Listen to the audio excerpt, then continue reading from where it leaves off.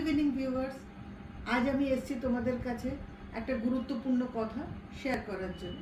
সেটা হলো চাইল্ড লেবারের উপরে।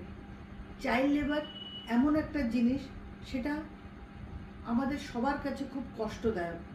চাইল্ড লেবার যারা আসে এগুলো করে, তারা সব দারিদ্রতার সম্মুখীন হয়েই আমাদের কাছে আসে, কাজগুলো করে।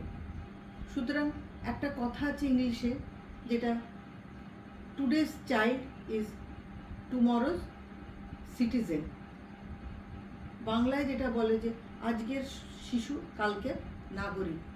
এই নাগরিকদের কি করে, এই বাচ্চাদের কি করে সুস্থ সমাজে ফিরিয়ে নিয়ে আসবো, সেটা আমাদের বড়দের একান্ত দরকার। কি দরকার না, আমরা পুরনো যে আমাদের ছেলেমেয়েদের যে পুরনো বইগুলো, সেগুলো যদি ওদেরকে দিয়ে দিই, তাহলে ওরা শিক্ষাগতভাবে একটু এগিয়ে গেল, বিনামূল্যে শিক্ষা পেল।